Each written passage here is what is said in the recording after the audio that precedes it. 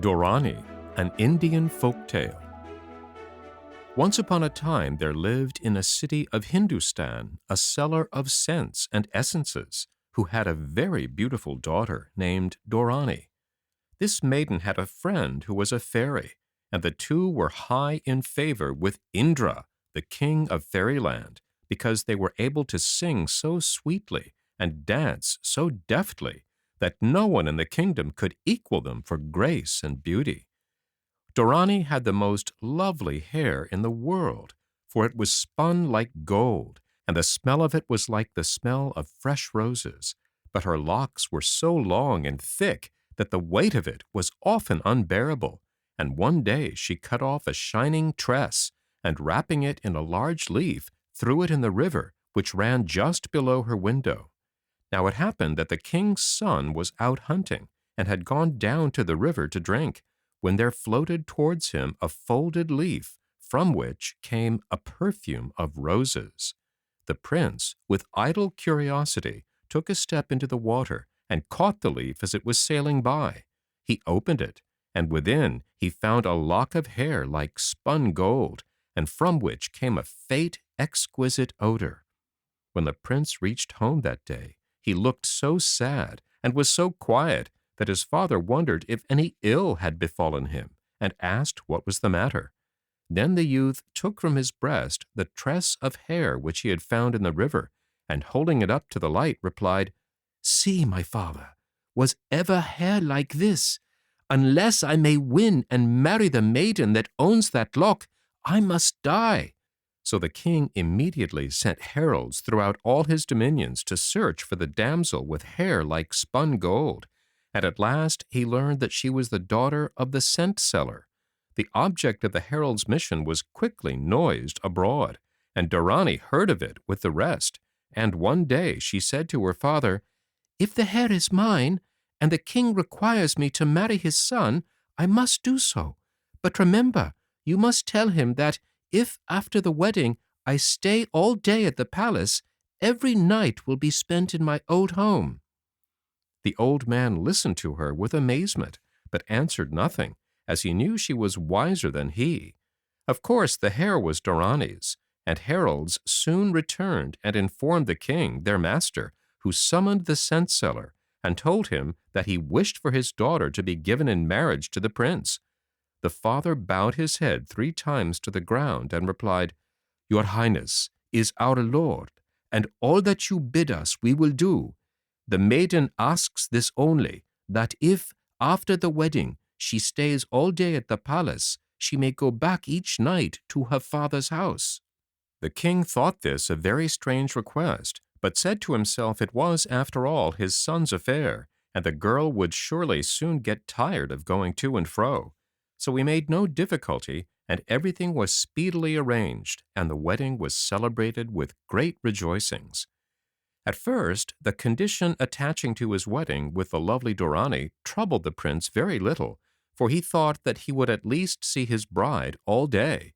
But, to his dismay, he found that she would do nothing but sit the whole time upon a stool with her head bowed forward upon her knees, and he could never persuade her to say a single word. Each evening she was carried in a palanquin to her father's house, and each morning she was brought back soon after daybreak, and yet never a sound passed her lips, nor did she show by any sign that she saw or heard or heeded her husband. One evening the prince, very unhappy and troubled, was wandering in an old and beautiful garden near the palace. The gardener was a very aged man who had served the prince's great-grandfather, and when he saw the prince, he came and bowed himself to him and said, "Child, child, why do you look so sad? Is aught the matter?" Then the prince replied, "I am sad, old friend, because I have married a wife as lovely as the stars, but she will not speak to me, and I know not what to do. Night after night she leaves me for her father's house, and day after day she sits in mine as though turned to stone, and utters no word, whatever I may do or say." The old man stood thinking for a moment, and then he hobbled off to his own cottage. A little later he came back to the prince with 5 or 6 small packets, which he placed into his hands and said, "Tomorrow, when your bride leaves the palace, sprinkle the powder from one of these packets upon your body, and while seeing clearly, you will become yourself invisible. More I cannot do for you, but may all go well." And the prince thanked him and put the packets carefully away in his turban. The next night, when Dorani left for her father's house in her palanquin, the prince took out a packet of the magic powder and sprinkled it over himself, and then hurried after her. He soon found that, as the old man had promised, he was invisible to everyone, although he felt as usual, and he could see all that passed. He speedily overtook the palanquin and walked beside it to the scent-seller's dwelling. There it was set down, and when his bride, closely veiled, left it and entered the house, he too entered, unperceived. At the first door, Dorani removed one veil. Then she entered another doorway, at the end of a passage where she removed another veil. Next, she mounted the stairs, and at the door of the women's quarters removed a third veil.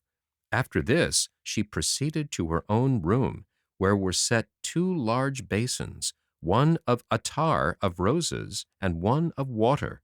In these she washed herself, and afterwards called for food.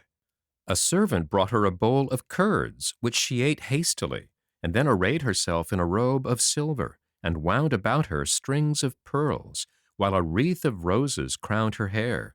When fully dressed, she seated herself upon a 4-legged stool, over which was a canopy, with silken curtains. These she drew around her, and then called out, "Fly, stool, to the palace of Raja Indra!"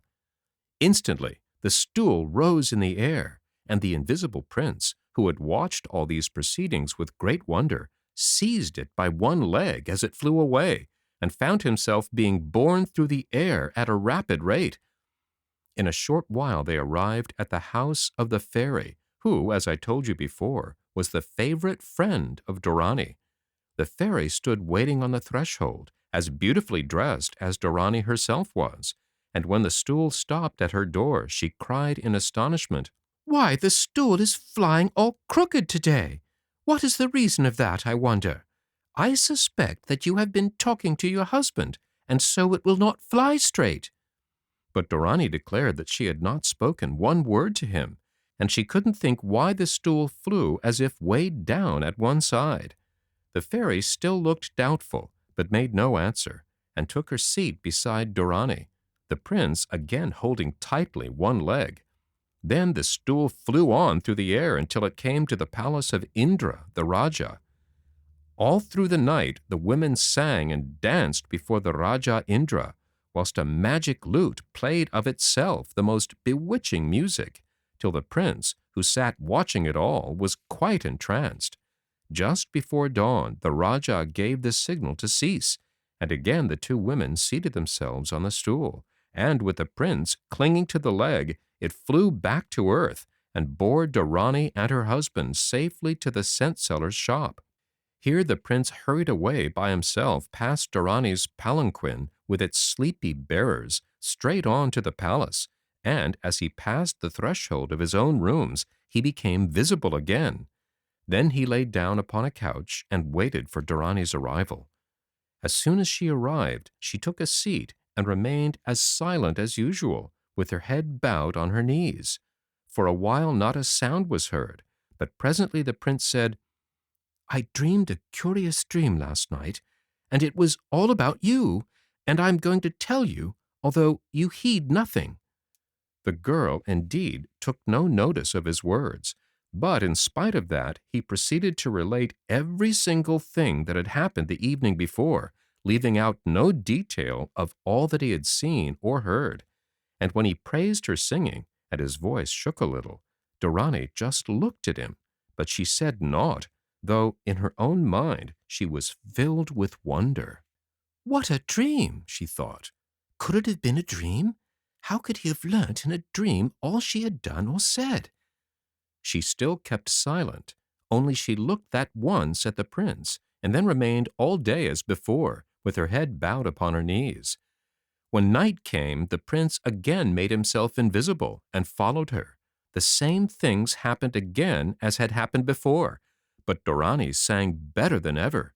In the morning, the prince a second time told Dorani all that she had done, pretending that he had dreamt of it. Directly he had finished, Dorani gazed at him and said, "Is it true that you dreamt this, or were you really there?" "I was there," answered the prince. "But why do you follow me?"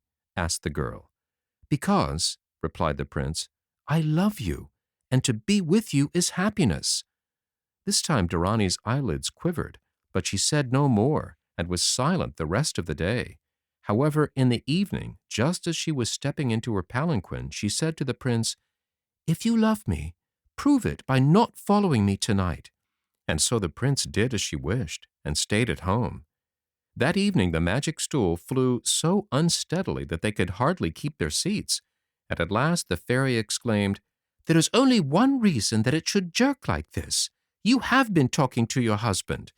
And Dorani replied, "Yes, I have spoken. Oh, yes, I have spoken." But no more would she say. That night Dorani sang so marvelously that at the end the Raja Indra rose up and vowed that she might ask what she would, and he would give it to her.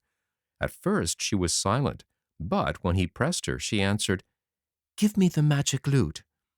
The Raja, when he heard this, was displeased with himself for having made so rash a promise, because this lute he valued above all his possessions. But, as he had promised, so he must perform, and with an ill grace he handed it to her. "You must never come here again," said he, "for once having asked so much, how will you in future be content with smaller gifts?" Dorani bowed her head silently as she took the lute, and passed with the fairy out of the great gate, where the stool awaited them. More unsteadily than before, it flew back to earth. When Dorani got to the palace that morning, she asked the prince whether he had dreamt again. He laughed with happiness, for this time she had spoken to him of her own free will, and he replied, "No, but I begin to dream now, not of what has happened in the past, but of what may happen in the future." That day Dorani sat very quietly, but she answered the prince when he spoke to her, and when evening fell, and with it the time for her departure, she still sat on. Then the prince came close to her and said softly, "Are you not going to your house, Dorani?" At that she rose and threw herself weeping into his arms, whispering gently, "Never again, my lord, never again would I leave thee." So the prince won his beautiful bride, and though they neither of them dealt any further with fairies and their magic, they learnt more daily of the magic of love, which one may still learn, although fairy magic has fled away. The end.